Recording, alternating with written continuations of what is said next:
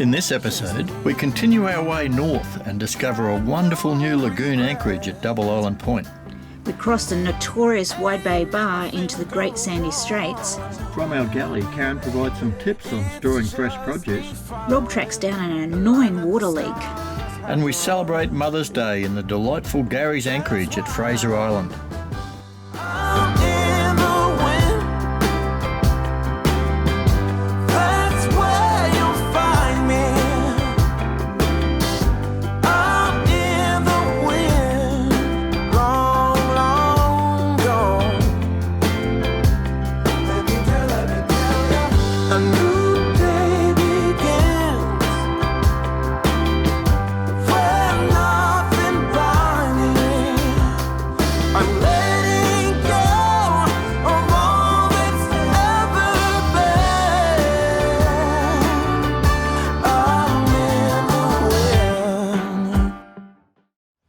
Here in Palmerston Passage, we elected to anchor up on the island side rather than the mainland side. I have to say, we have had a very, very comfortable night. There is a tidal run in here, as you can see, probably a couple of knots at peak. So you do swing one way and the other as the tide changes. But all in all, other than a roaring southerly, I think you've got pretty good protection in here, and the holding seems to be very good. Leaving our anchorage was very simple. The anchor came up beautiful and clean.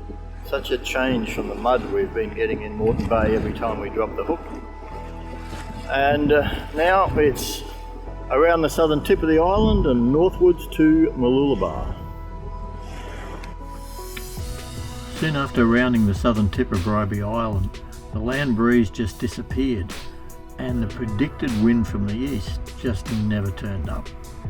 We were left with a fairly windless sort of rolly motor along the coast of Bribie Island and past the Glasshouse Mountains on the mainland and then across the shipping channel. And we always keep a close eye on our AIS just to make sure what's around.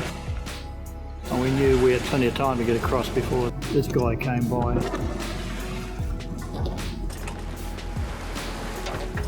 We're just crossing the shallows off Caloundra. We're in about 8 metres of water, and the colour of that water is absolutely gorgeous. After a rolling barbecue on the run, we were soon rounding Point Arkwright and lining up for our entrance through the breakwaters into the Mooloolaba River and up to our anchorage.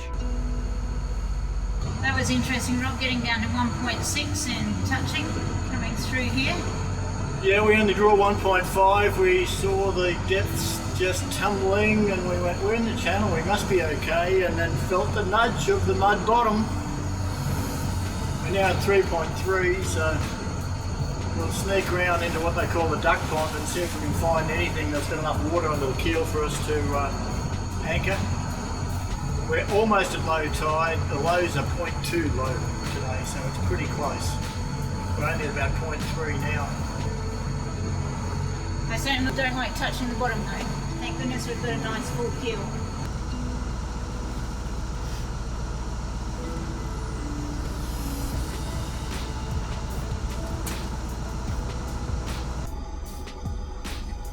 Okay, I reckon anywhere's good.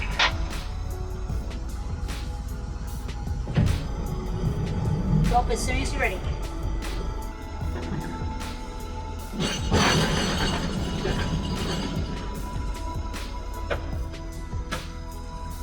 Anchor up. Slowly to lay the chain up.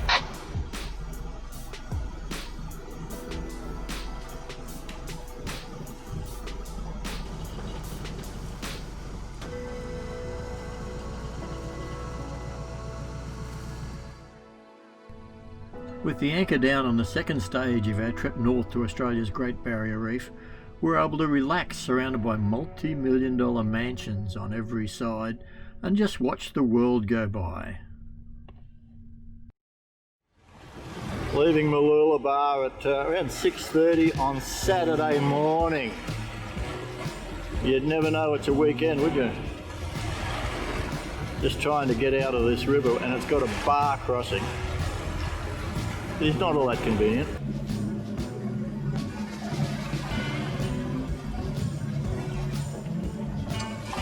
Other than the traffic, everything's pretty benign coming out of the Mooloolaba River this morning, with the backdrop of the sun shining on all of the high rises of Maroochydore across to Mooloolaba. Now, this is certainly not the town that I grew up in. Back then it was a sleepy little fishing village. Oh, and we have our sea lice as well, because they're always fun to have around.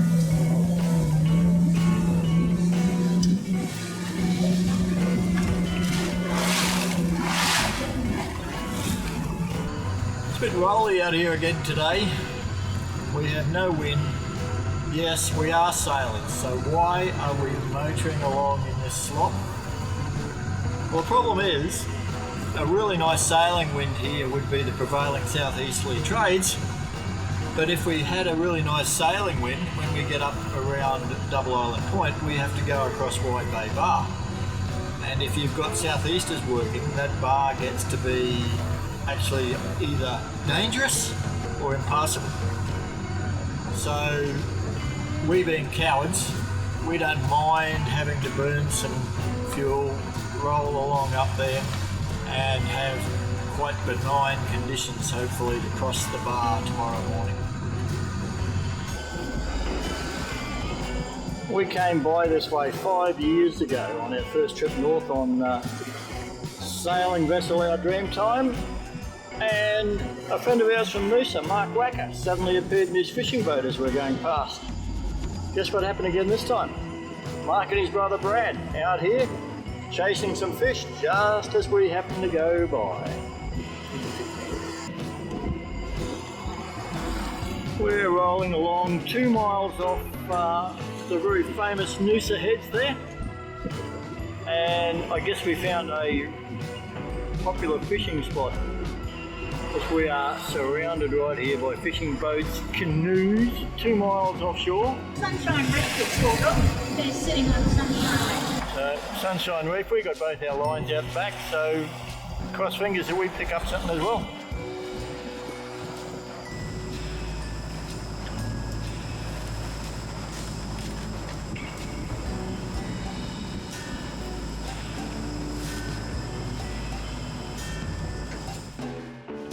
Double Island Point, this is a new lagoon that's formed. A sandbank has come out from the point and has gone westerly, so boats are able to get in here. We're on a very low at the moment, full moons, so we are currently sitting at 1.6. We're at dead low. So we've snuck in here knowing that tomorrow's low is higher than this, and we should be safe from the swell overnight. And with a 1.5 keel, we're very close to the bottom, but we know it's only a very soft sand here, and we didn't touch coming in, so maybe our depth sounder is a wee out. Let's hope.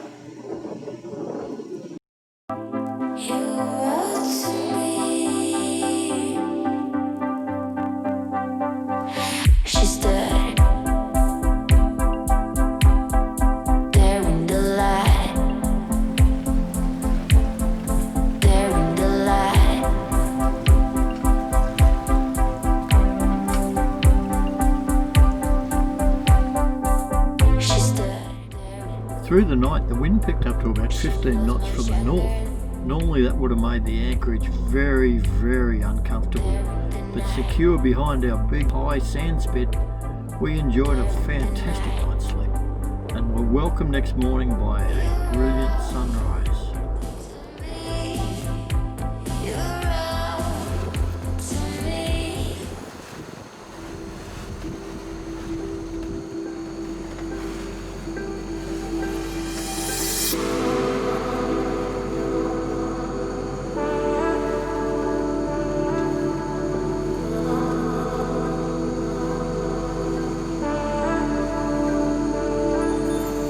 Motors on, who would have guessed it?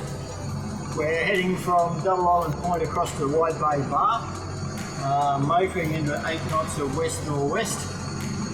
We've still got about a metre and a half swell, but all indications are the bar shouldn't be too bad. It is a bar crossing, right? You would have noticed that we've got our life jackets out, harnesses, etc. If it's a bar crossing, we put them on. End of story. We've got a very secure boat, centre cockpit, high freeboard, etc., etc. It doesn't matter. It is a bar. Treat it with respect. So even in dead calm conditions, we've gone across there with our PFDs on. We're not expecting it too wild today. I hope I got it right. We're going to find out in about an hour and a half, 2 hours.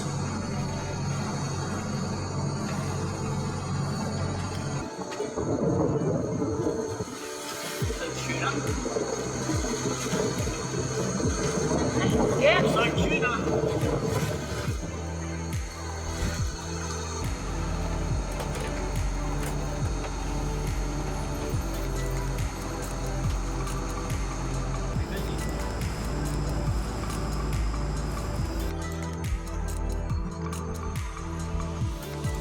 Momina is following us through this morning.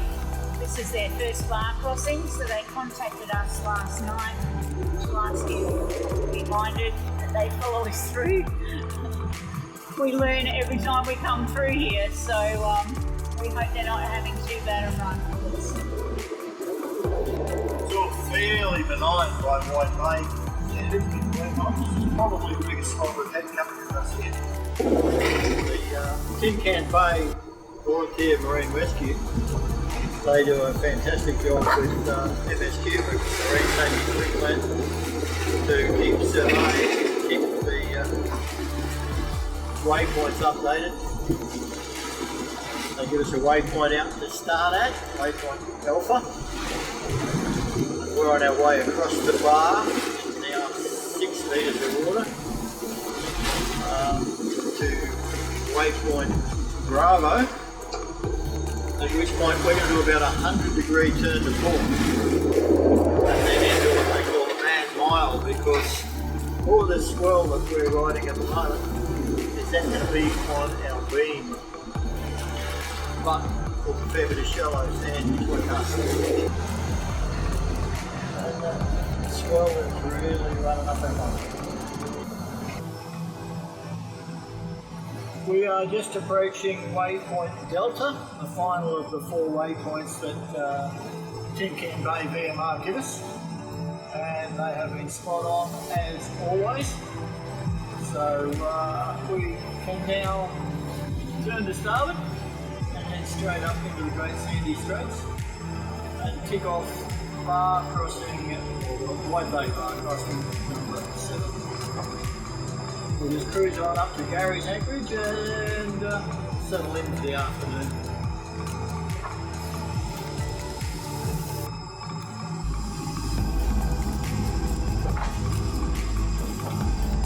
Yes, good morning again, Rod. It's sailing vessel Our Dreamtime here.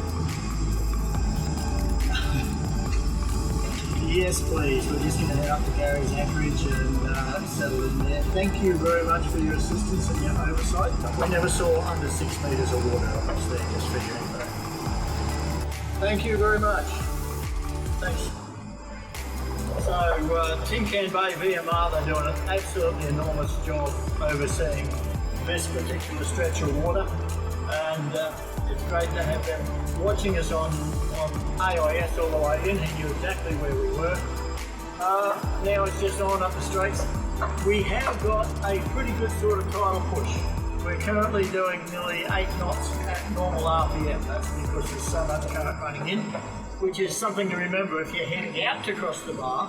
And you think, well, it's only, a mile and a half. You've got to allow plenty of extra time because you're going to be pushing at least 3 knots of current. Great Sandy Straits is a very protected area and surrounded by a number of townships.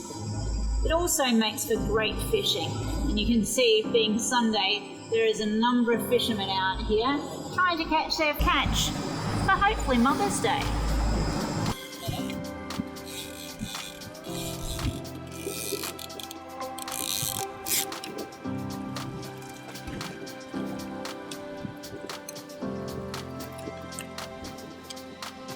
Nice little spotty.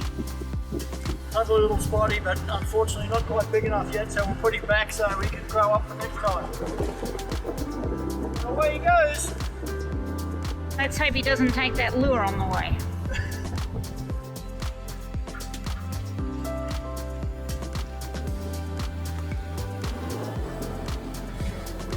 We've got our shadow Lenina following us up into Gary's anchorage. They're our new friends who we haven't met yet, so that might happen with appropriate social distancing once we're all anchored up in Gary's.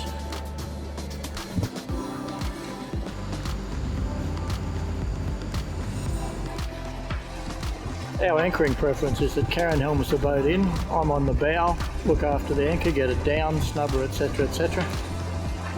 We use small radios so we can communicate. They call them marriage savers, and I definitely believe that. And it's nice just to be nice and calm and quiet coming into an anchorage rather than be screaming and yelling at each other from the front. What? How deep? No, over there. So it works for us. Pull her up. Pull her up. They've got to lay back here.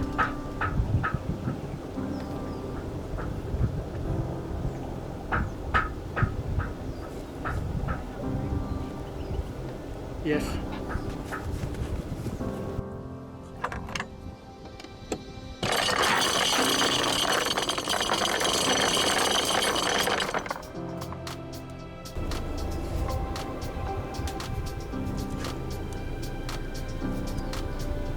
Just remove this right out some chain.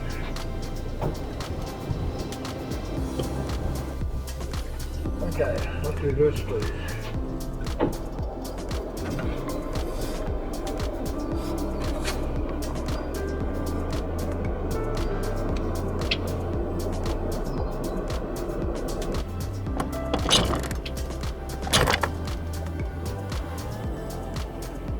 We are dug in.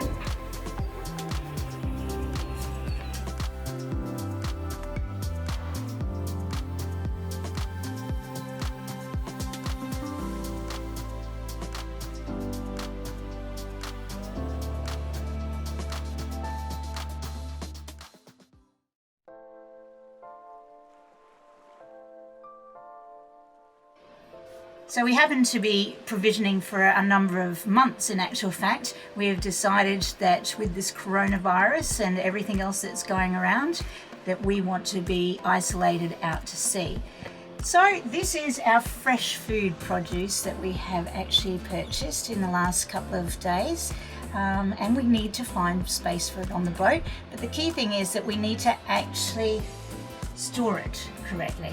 So there's a number of ways on the boat that we actually store it, because our refrigerator is very small. Most people just fill up their fridge with all their fresh produce and it's all good, but we can't do that.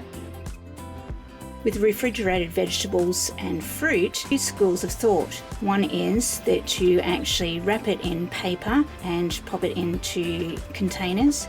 The other is that you wrap it into paper and put it in vegetable bags.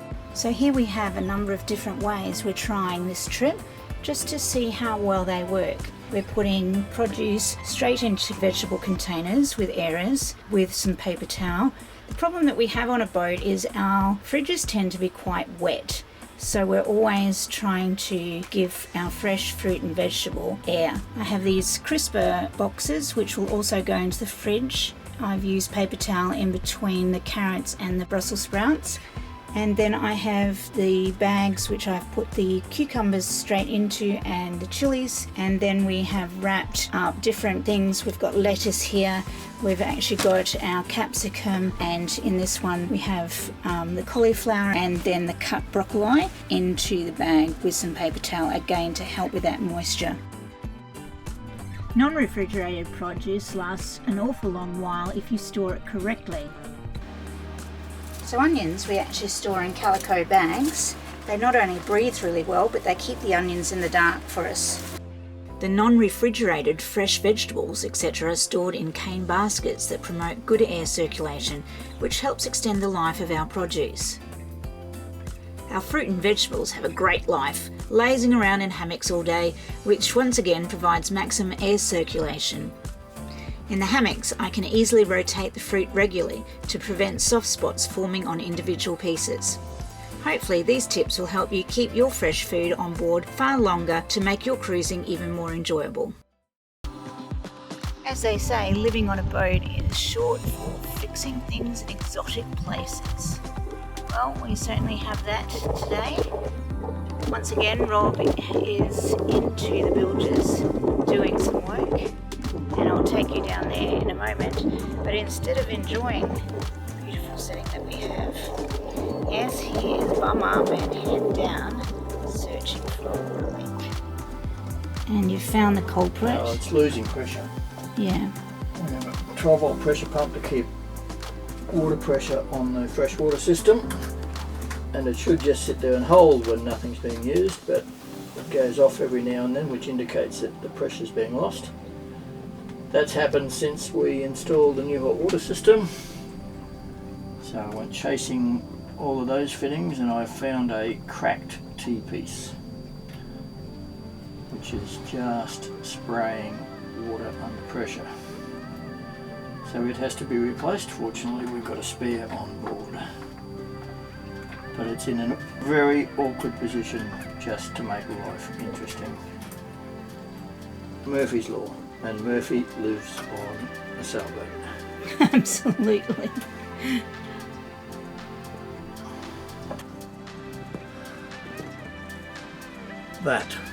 Just that little T-piece of plastic. It's got a little tiny hairline fracture in there under pressure. Just a fine mist of water spraying out. So it was enough for the pump to lose pressure. It would have to turn on again using electricity, which we don't like. Making noise in the middle of the night and waking me up, which I don't like. And also, over a 24-hour period, probably sending a litre or two of valuable fresh water down into the bilge, which is a total waste of fresh water. Fixed now, we had a spare. We hang on to this one, mark it as US for unserviceable. Then we can walk into any store and say, oh, I want one of those, so we've got another spare.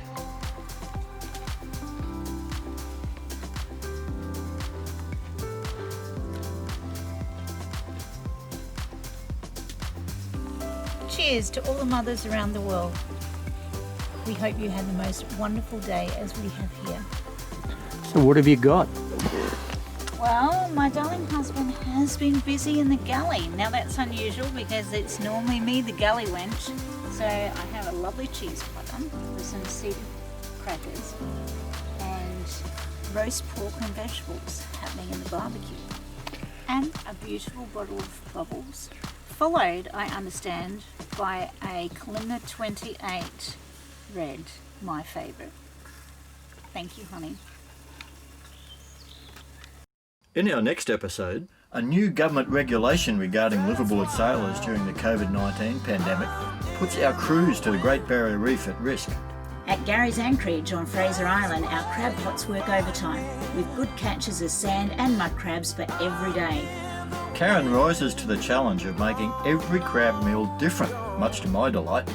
In Our Galley, she provides some tips. And we sail through the tricky shallow channels of the Great Sandy Straits and further along Fraser Island to Kingfisher Bay. We hope you can sail with us again then. If you've enjoyed this video, please give us a thumbs up. And don't forget that subscribe button